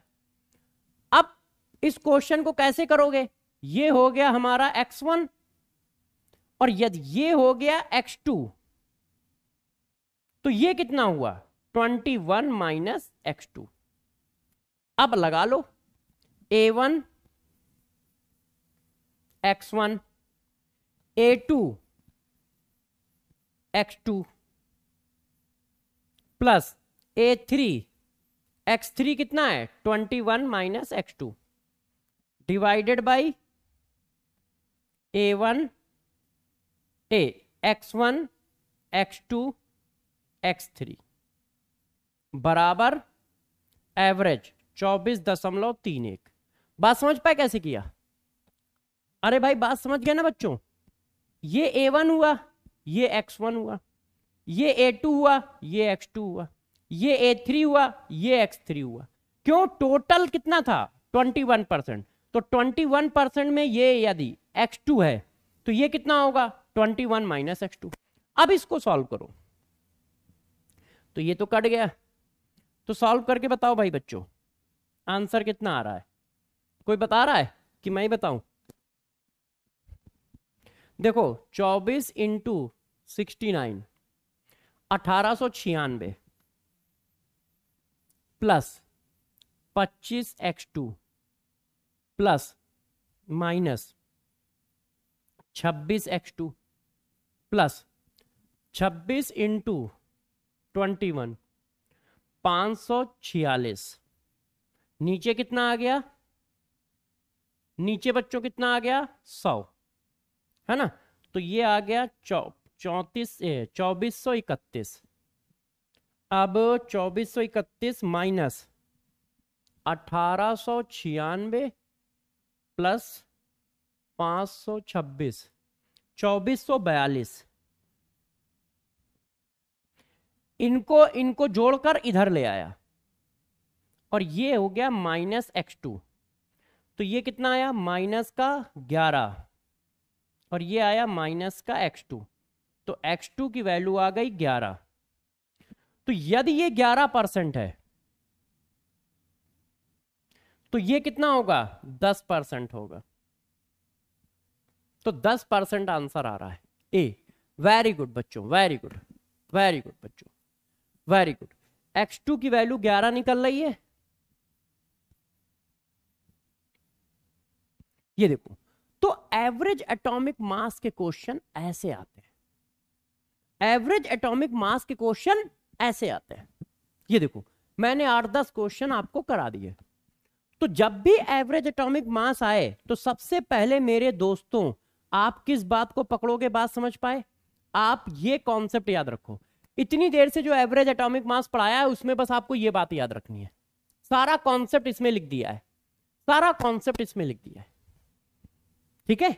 बच्चों ने कहा ठीक है सर। अब बताओ।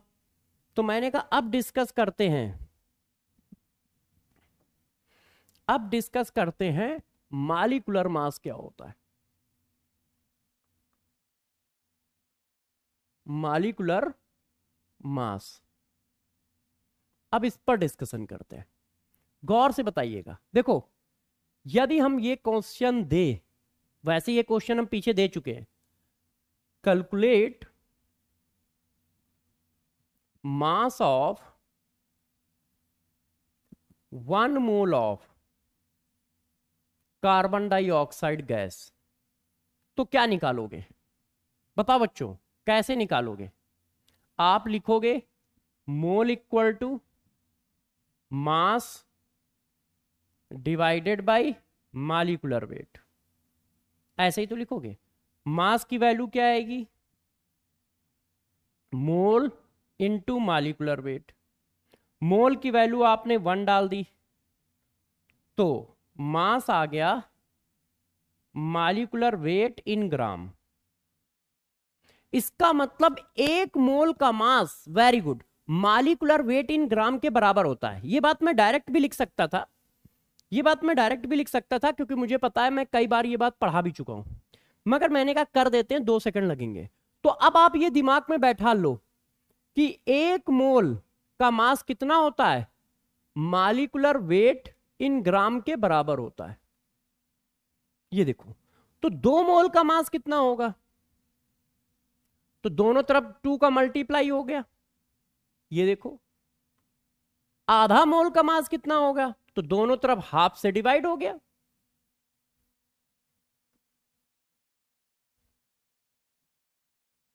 दोनों तरफ हाफ से डिवाइड हो गया। इतनी बात क्लियर है कि नहीं? कि 1 मोल का मास क्या होता है? मॉलिक्यूलर मास के बराबर होता है। ये देखो, इतनी बात क्लियर है।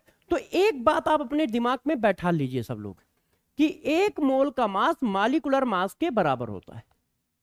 ठीक है? पक्का? बच्चों ने कहा हाँ सर, इसमें क्या है? मैंने कहा दोस्त, इसमें ये है। अब देखो, मैं आपको क्वेश्चन देता हूं इसी पॉइंट पर, अच्छे से करिएगा, डरिएगा नहीं। देखिए बच्चों, 0.01 मोल ऑफ कंपाउंड, देखो कंपाउंड क्या है, is 0.01 mole of compound is, sorry थोड़ी लैंग्वेज चेंज कर दूं, लैंग्वेज थोड़ी गलत लिख गई है ना? ऐसे, mass of 0.01 mole of compound is 2.1 gram.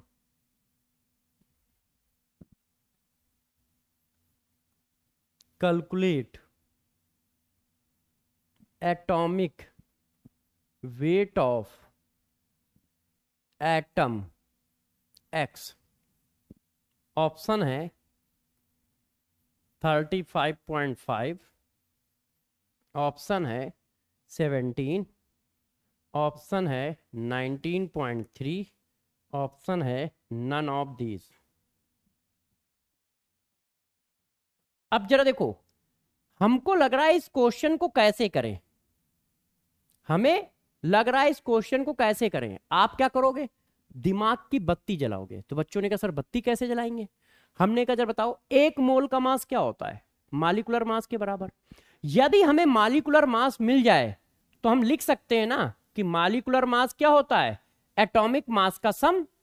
Molecular mass क्या होता है, atomic mass of hydrogen into 1, atomic mass of x into 1, atomic mass of oxygen into 2। Hydrogen का 1 है, इसका अपने को निकालना है, और इसका क्या है 16 दूनी 32। यदि ये वैल्यू मिल जाए तो ये आ जाएगा। और ये कैसे मिलेगा, इतने मोल का मास कितना है उतना, तो एक मोल का मास कितना होगा, इतने मोल कंपाउंड का मास है इतने ग्राम, तो एक मोल कंपाउंड का मास कितना होगा। क्यों, एक मोल कंपाउंड का जो मास होगा वो मॉलिक्यूलर मास के बराबर होगा, 210 आ गया।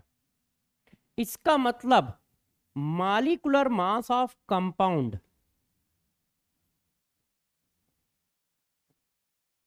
210 है। अब यहां पर 210 डाल दोगे, यस वेरी गुड।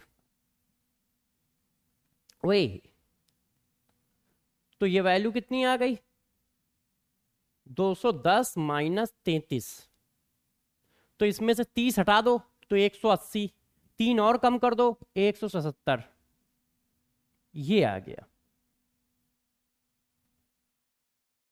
ये देखिए, very good very good, IIT Delhi answer. ये देखो बहुत सही है।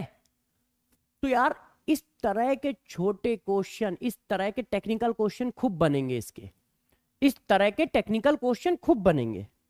आपको क्वेश्चन को पकड़ना पड़ेगा, इस तरह के टेक्निकल क्वेश्चन खूब बनेंगे और आपको उनको करना पड़ेगा और अच्छे से सॉल्व करना पड़ेगा, नहीं तो गलती हो जाएगी। अब देखो एक क्वेश्चन और टेक्निकल बनाता हूं इसी तरह का, आप करिएगा, अब वो मैं नहीं करूंगा।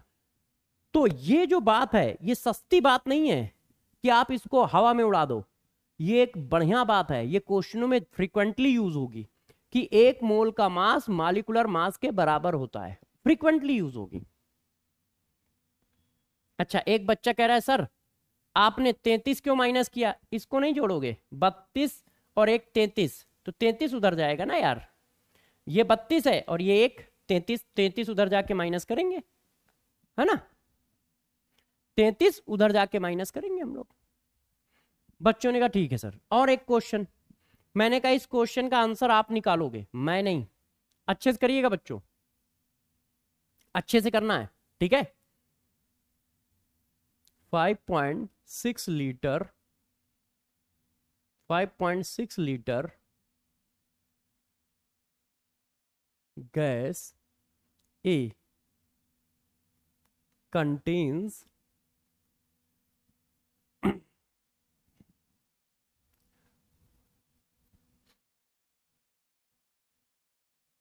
11 ग्राम mass at STP. The gas A may be option carbon dioxide, option,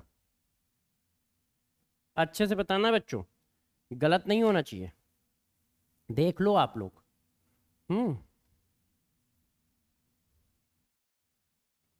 nitrogen dioxide, option,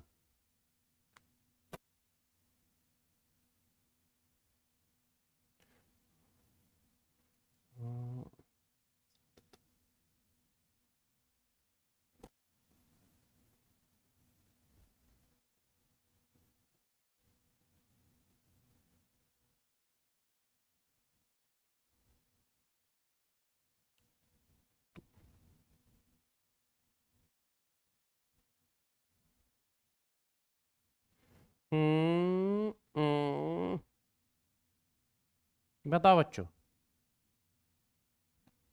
answer बताइए।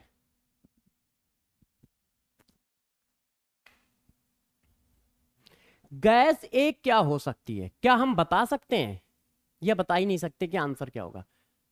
अच्छे से बताना है कि गैस एक क्या क्या हो सकती है। मोर देन वन आंसर भी पॉसिबल है, मोर देन वन आंसर भी पॉसिबल है मेरे दोस्त, सही से आंसर दीजिएगा। बहुत सही। अब देखो, हमें पता है कि एक मोल गैस मॉलिक्यूलर वेट इन ग्राम मास ऑक्युपाई करती है, मगर हमें यह भी पता है कि एक मोल गैस 22.4 लीटर वॉल्यूम भी ऑक्युपाई करती है एट एसटीपी। तो यार ए बराबर है बी के, ए बराबर है सी के, तो बी भी बराबर होगा सी के। इसका मतलब 22.4 लीटर गैस एसटीपी पर क्या ऑक्युपाई करता है, मॉलिक्यूलर मास। तो 5.6 लीटर कितना ऑक्युपाई कर रहा है, 11 ग्राम। तो 22.4 लीटर कितना ऑक्युपाई करेगा,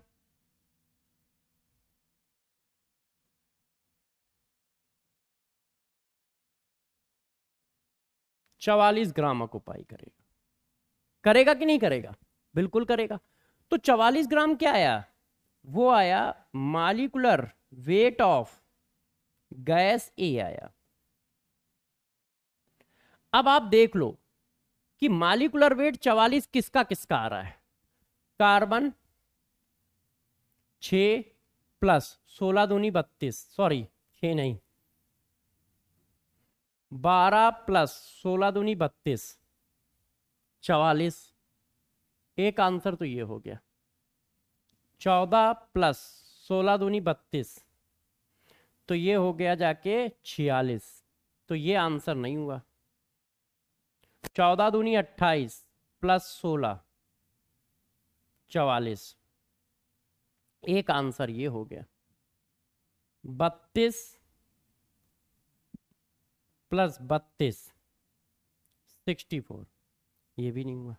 तो आंसर क्या आया, ए और सी। देखा, ए और सी। तो इस तरह के टेक्निकल क्वेश्चन भी आएंगे, इस तरह के टेक्निकल क्वेश्चन भी होंगे। तो जरा दिमाग की बत्ती जलाते जाइएगा कि एक मोल एक खतरनाक चीज है, एक मोल में क्या क्या होता है ये आपको पता होना चाहिए। एक मोल में क्या क्या होता है ये आपको अच्छे से पता होना चाहिए कि एक मोल में मास के फॉर्म में इतना मास होता है, लीटर के फॉर्म में इतना वॉल्यूम होता है, और नंबर के फॉर्म में इतने नंबर होते हैं। एक मोल में नंबर के फॉर्म में इतने नंबर होते हैं एक मोल में। ये देखो, बात आई समझ में? बच्चों ने कहा यस सर, इतनी बात तो हम समझ गए। अब आप ये बताओ कि एवरेज मॉलिक्यूलर मास क्या होता है, एवरेज मॉलिक्यूलर मास। तो दोस्त, एवरेज मॉलिक्यूलर मास हम लोग कल करेंगे। अब आपको होमवर्क क्या है मैं लिख देता हूं, यदि आपके पास मेरे को पैकेज है तो देखो होमवर्क में क्या करना है। यदि डीपीपी मिल जाए तो डीपीपी करनी है, ठीक है। दूसरा मॉड्यूल, मॉड्यूल्स में क्या करना है, जो टॉपिक पढ़ा दिए हैं मोल वाले क्वेश्चन करने हैं, मोल के क्वेश्चन करने हैं। सिर्फ मोल के क्वेश्चन करिएगा और कोई क्वेश्चन मत करिएगा, सिर्फ मोल के क्वेश्चन। तो डीपीपी करनी है और मोल के क्वेश्चन करने हैं, क्योंकि मोल वाला टॉपिक खत्म कर दिया है, क्योंकि मोल वाला टॉपिक खत्म कर दिया है। सर कल क्लास क्या ट्यूसडे को होगी, क्यों, कल क्या संडे है क्या? बच्चे कह रहे सर कल क्लास ट्यूसडे को होगी क्या? ओए मुझे पता ही, मेरे को दिन ही नहीं यार पता चल रहा है। आप लोग बताओ आज दिन कौन सा है, जल्दी से बताइए।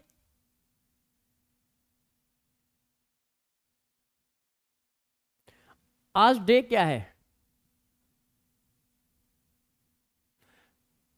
हाँ, मॉड्यूल भी आपको करना है, ठीक है। मॉड्यूल में मोल के क्वेश्चन करिएगा, मोल पूरा पढ़ा दिया है। आप चाहें तो एटॉमिक वेट के भी कर सकते हैं, मॉलिक्यूलर वेट नहीं पढ़ाया है मगर एवरेज एटॉमिक वेट पढ़ा दिया है, उसके भी कर सकते हैं, एवरेज एटॉमिक वेट। और आज जो आपको डीपीपी मिलेगी उस डीपीपी के भी क्वेश्चन आप करोगे। आज सैटरडे है, अच्छा तो कल संडे होगा। ओके देखो बच्चों, कल आपको एक एक्स्ट्रा क्लास मिल सकती है, लाइव नहीं रिकॉर्डेड, लाइव नहीं रिकॉर्डेड। तो कल हो सकता है आपके पास नोटिफिकेशन आ जाएगा कि मैं कल एक एक्स्ट्रा क्लास लूं, हो सकता है कि कल मैं एक एक्स्ट्रा क्लास लूं, ठीक है। आप आराम से उसको रिकॉर्डेड फॉर्म में देखिएगा, उससे क्या होगा, आप जब चाहोगे तब देख पाओगे। ऐसा मैं कर क्यों रहा हूं, बच्चे भी ये भी तो कह रहे होंगे कि सर क्यों कर रहे हो। उसका रीजन है दोस्त, उसका रीजन है हम लोग ज्यादा से ज्यादा चीजें कर पाए, है ना। उसमें मैं मंडे को शायद 15 अगस्त है, तो 15 अगस्त तो क्लास हो नहीं पाएगी, तो 14 अगस्त को तो हम लोग ले सकते हैं एक एक्स्ट्रा क्लास, वो रिकॉर्डेड के फॉर्म में मैं डलवा दूंगा। तो रिकॉर्डेड के फॉर्म में एक क्लास एक्स्ट्रा आपके पास आएगी संडे को, कोशिश रहेगी, नोटिफिकेशन जरूर देख लीजिएगा। यदि नोटिफिकेशन में क्लास है तो क्लास आएगी, और नहीं है तो नहीं आएगी। मेरी कोशिश रहेगी कि आपको एक एक्स्ट्रा क्लास संडे को दूं। और रीजन क्या है, रीजन ये है कि हम पीवाईक्यू कर सके और इंपीरिकल और मॉलिक्यूलर फार्मूला पूरा कर सके, ठीक है। तो नेक्स्ट क्लास में फिर मिलूंगा। बस मैं इतना ही कहूंगा, मेहनत करने वालों की कभी हार नहीं होती, मेहनत करने वालों की कभी हार नहीं होती है। उनसे तो डर भी डरता है, मेहनत करने वालों से डर भी डरता है कि यार उसको हम हराएंगे कैसे। तो ध्यान रखिए, मेहनत का अल्टरनेट नहीं है, जान झोंको, मेहनत करो, तुम ही सेलेक्ट होगे क्योंकि तुम ही काबिल हो, ठीक है। ऑल द बेस्ट, फिर मिलते हैं, बाय बाय, अपना ध्यान रखिएगा।